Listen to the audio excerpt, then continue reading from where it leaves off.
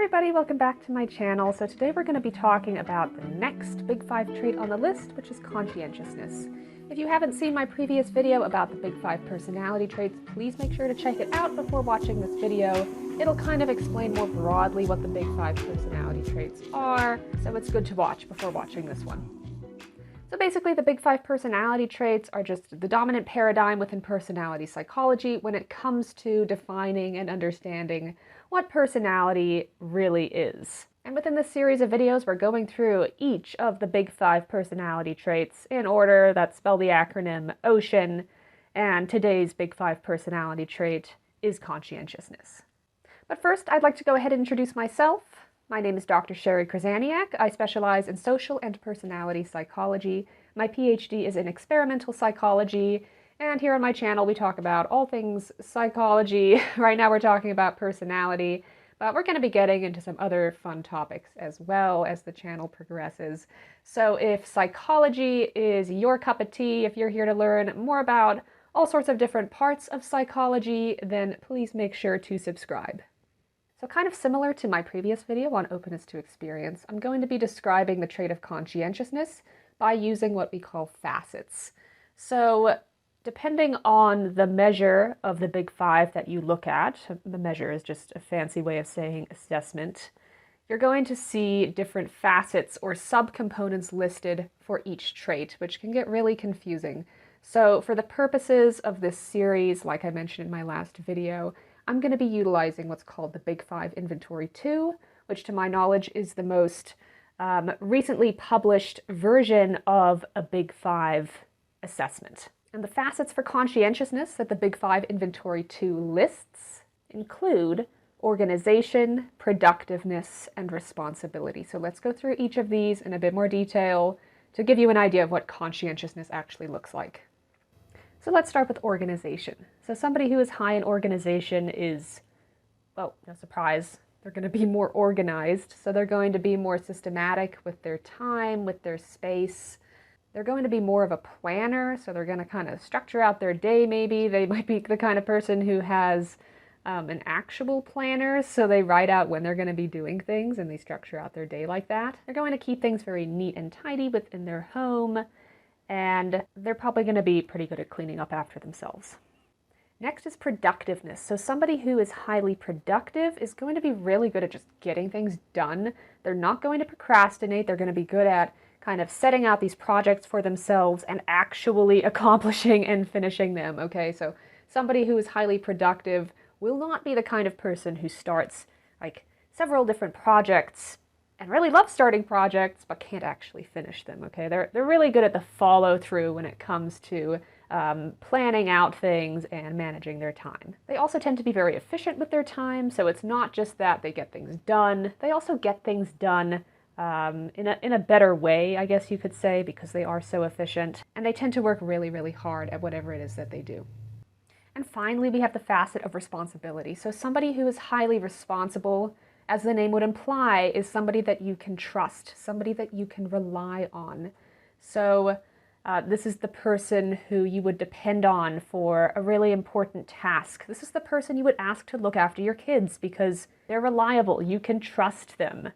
They tend to think ahead. They tend to be very careful and methodical with their decisions. They're not going to be impulsive. They're really going to think things through. And this is someone basically that you can count on. So of course, like with my previous video with openness to experience, I wanted to look up some fun facts based on research revolving around the trait of conscientiousness. So what I mean by this is that I wanted to see if being high in conscientiousness also predicts various other types of life outcomes.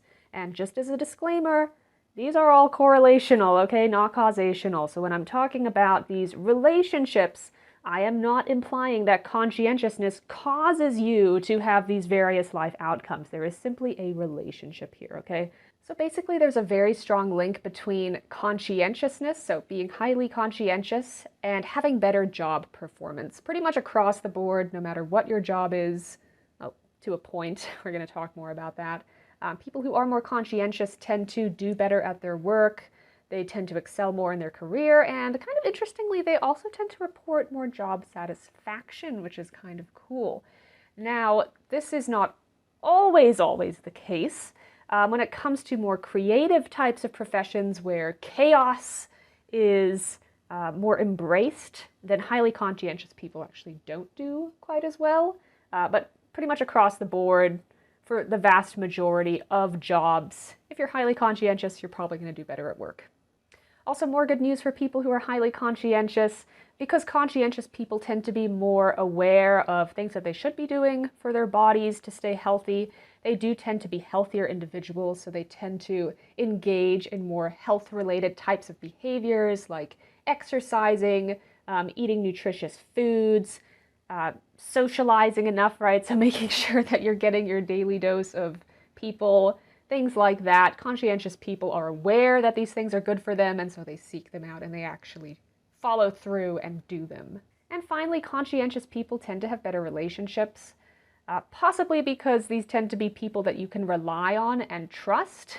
This makes them more likable. People are more likely to seek them out because they know that they can depend on them. They follow through with things that they say that they're going to do, basically. So in terms of mental health, of course, conscientious people are more likely to engage in health-related behaviors. They kind of seek out things that they know are good for them. For this reason, conscientiousness is related to lower levels of things like anxiety and depression. Not because these are really cornerstones of this particular trait, but because people who are high in conscientiousness will find ways to do things that basically promote their mental health, so to speak. Now, while conscientiousness is largely a very good trait, as I'm sure you can guess from all the positive things that I've been listing, being extremely high on conscientiousness is related to certain mental health disorders, such as obsessive compulsive disorder. So as long as your conscientiousness is at a level where you're not becoming overly rigid, and you can still adapt to a little bit of chaos within your life, because let's face it, who doesn't have a little bit of chaos within their day-to-day life? It's life after all. Sometimes it can be unpredictable.